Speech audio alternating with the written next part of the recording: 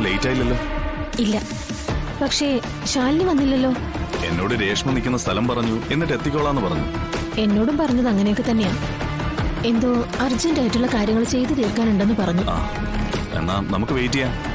രേഷ്മുവിന്റെ business ആവശ്യത്തിന് മധുരയിൽ പോകുന്നോണ്ട് തമിഴ് നല്ല വശം ഉണ്ടായിരിക്കും അല്ലേ? അല്ല, എനിക്ക് ഈ സംഗതി തമിഴ് പടം കാണുന്ന പരിചയമുള്ളൂ. എനിക്ക് തമിഴ്നാട്ടിലാണ് ബിസിനസ് എന്ന് ശിവൻ എങ്ങനെ അറിയാം? അതൊക്കെ എനിക്ക് അറിയാവുന്നതാണെന്നേ. അല്ല, നമ്മൾ എങ്ങനെയാ മധുരയ്ക്ക് പോകുന്നേ? അത് ശാലിനിയുടെ ഔദ്യോഗിക വാഹനത്തിലാണോ അതോ നമ്മുടെ ഈ ജീപ്പിലായിരിക്കോ? ഏതായാലും ഞാൻ വരാൻ റെഡിയാ. എനിക്കത്രേ അറിയൂ.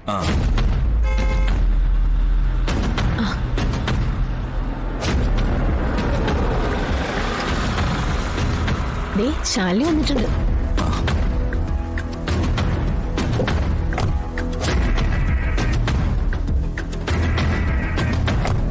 എന്നാ പിന്നെ രാമേട്ടനെ അങ്ങ് പറഞ്ഞു വിട്ടേക്കാം. നമുക്ക് ജീപ്പിൽ പോയാൽ മതിയല്ലോ.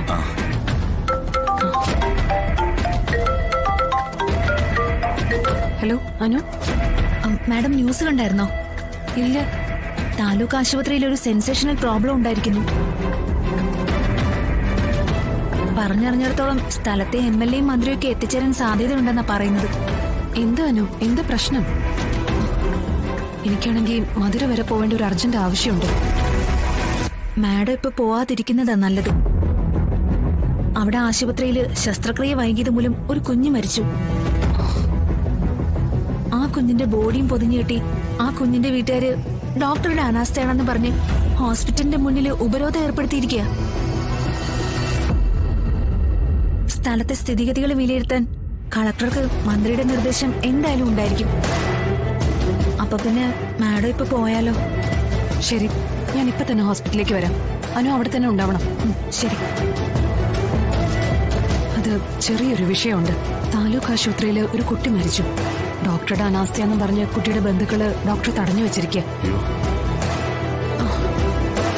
ഈ സമയത്ത് ഞാൻ ഇവിടുന്ന് പോന്നാ ശരിയാവില്ല. ഇതിപ്പം ആര് പോയാലും കാര്യങ്ങൾ ശരിയായിട്ട് നടന്ന പോരെ? ഇത് നിങ്ങളെ രണ്ടുപേരും കൂടി പോവില്ലേ? രേഷ്മയ്ക്ക് അവിടെ എല്ലാം അറിയാവുന്നതല്ലേ? അത് എന്നാലും ശാലിനി ഇല്ലാതെ അത് കാര്യമാക്കണ്ട. നമുക്കിപ്പോ ആവശ്യം ആ ഡെത്ത് സർട്ടിഫിക്കറ്റ് കിട്ടുക എന്നുള്ളത്. അതിപ്പോ രേഷ്മ ചെന്ന് വാങ്ങിക്കുന്നതും ഞാൻ ചെന്ന് വാങ്ങിക്കുന്നതും ഒരുപോലെയല്ലേ? ഞാൻ കൂടെ ഒരാളായിട്ട് വരാന്നല്ലേ ഉള്ളൂ.